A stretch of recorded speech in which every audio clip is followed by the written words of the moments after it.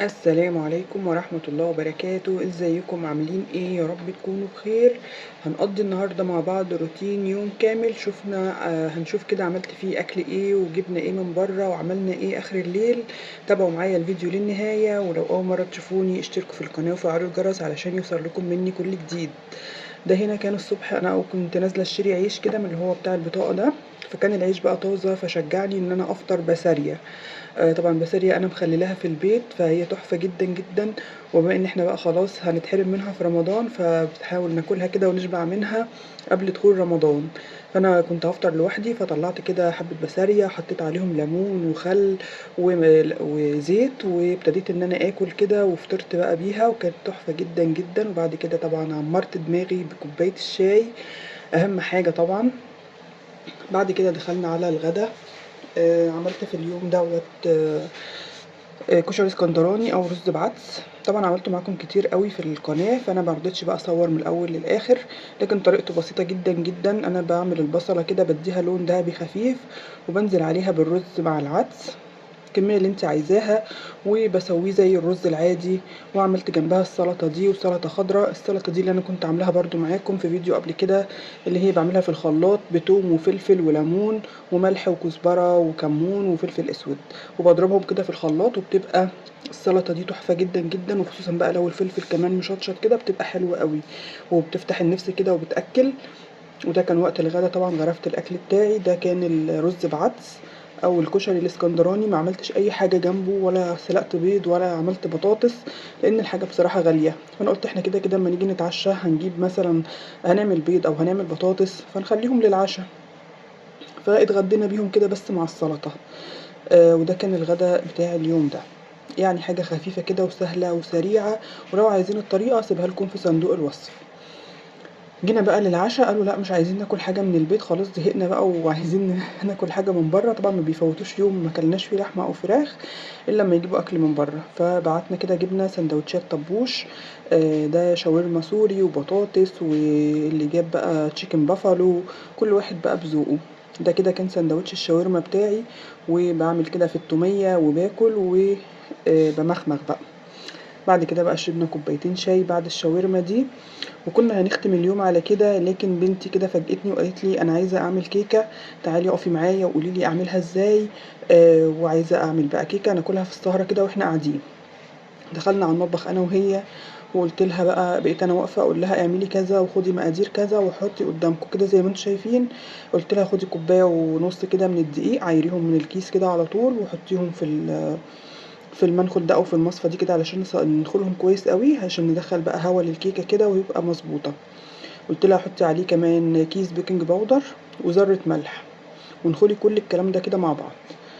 طبعًا بقى هي بتعمل وأنا باشرف عليها بس.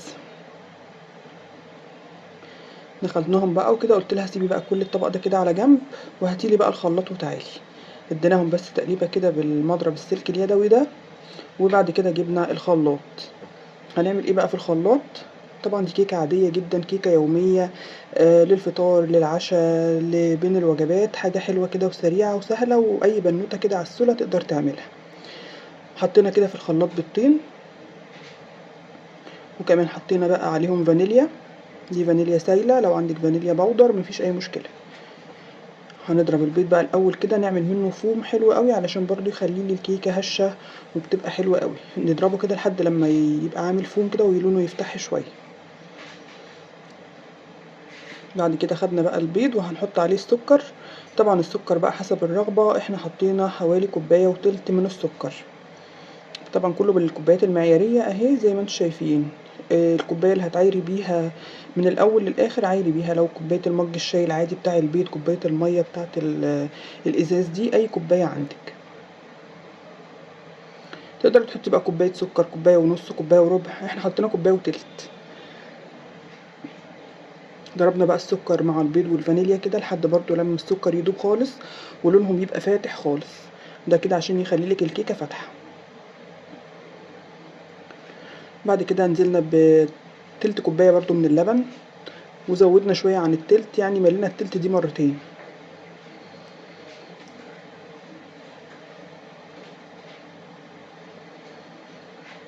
ضربنا بقى كل المكونات كده. هي كانت واقفة عمّالة تقول لي إحنا حطينا إيه، وعمّالة تسمّع كإنها بتحفظ طريقة عمل الكيكة يعني، فكانت عمّالة تعِد حطينا كذا وكذا وكذا، وأنا واقفة أقول لها شاطرة اعملي يالّا.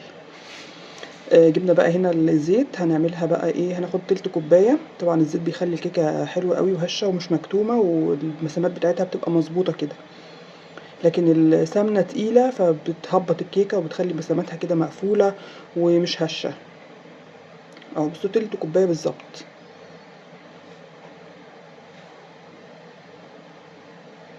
طبعًا أنا خارمة الإزازة خُرم رفيّع جدًا عشان مش عايزين الزيت نهدّر فيه ولا يخلص. طبعًا إحنا كنا بنعاير بالكوباية مطرح اللبن على طول، وحطينا كل المكونات بتاعتنا ولمينا بقى كل الحاجات دي حطيناها في الحوض، وندخّل كل حاجة مكانها وإحنا واقفين. كنت باعلّمها برضه إنها تعمل كل الحاجات دي وهي واقفة، وأنتِ واقفة كده نظّمي حواليكِ وامسحي الرخامة وضبّطي الدنيا علشان الحاجة تطلع معاكِ مضبوطة، ويبقى المكان عندِك نضيف، تخلّصي وتبقى كل حاجتِك نضيفة. خلّصنا بقى كل الحاجات دي، شِلنا كل حاجة مكانها وشِلنا الخلاط. قُلت لها ضيفي بقى المواد السايلة على المواد الجافة وقلّبي في اتجاه واحد.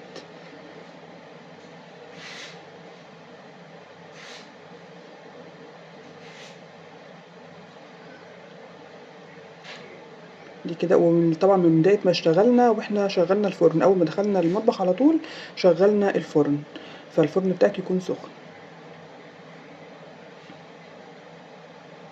عايزة تعملي بقى صينية أكبر من دي ضاعفي الكمية، دي كانت عملت صينية مقاس 24. قُلت لها خلاص ما دام الدقيق اختفى من الخليط يبقى خلاص كده ما تبطّلي توقّفي بقى إن أنتِ تقلّبي فيها علشان ما تهبطش معاكِ، وتجيبي بقى spatula كده وتاخدي كده الدقيق اللي في الحواف وتقلّبي كده من تحت لفوق علشان تشوفي لو في أي دقيق تحت نسينا نقلّبه أو هو ما اتقلّبش يتقلّب معاكِ كويس. أنا هنا اللي كنت باقلّب وباعلّمها تعمل إزاي. بس كده وخلّصنا كل الخليط بتاعنا وجبنا الصينية هنا دهناها برضه دهنة زيت. طبعًا الصينية مقاس 24. حابة إنِّك تبطّنيها، بس أنا ما بابطّنش بصراحة بدقيق ولا أي حاجة، أنا بادهن الزيت بس وبيفصلها وبيخلّي لها الطبقة بتاعتها حلوة أوي، بتبقى مش مجيّرة وبتبقى حلوة. بس كده وهنصُب بقى الخليط بتاعنا كلّه في الصينية زي ما أنتم شايفين، الخليط حلو أوي وسمكه جميل جدًا، مش خفيف ومش تقيل يعني مضبوط. قُلت لها ما تسيبيش بقى أي حاجة في الطبق، اعملي كل المقدار اللي أنتِ خدتيه نزّليه في الصينية.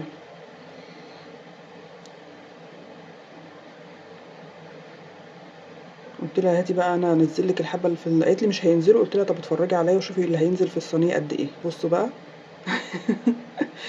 الأمهات برضه يا جماعة. أهي اديناها خبطتين كده على الرخامة ودخلناها الفرن زي ما انتم شايفين كده على الرف الوسطاني درجة حرارة 180، والفرن طبعا كان سخن قبليها. خدت حوالي نص ساعة بس وكانت استوت واختبرناها وكانت تحفة. طبعًا بتدخّليها الفرن ولمّا بتفتحي تشوفيها ما بتطفيش عليها والباب مفتوح، لأ بتقفلي الباب وتطفي النار وبعد كده تسيبيها شوية تاخد صهد الفرن، وتفتحي الباب سِنّة بسيطة كده لحد لمّا تاخد درجة حرارة الجو، وتروحي مطلّعاها على طول بقى ما تحطّيهاش على حاجة باردة، خلّيها مثلًا على حاجة خشب أو على البوتاجاز من فوق علشان ما تهبطش معاكِ.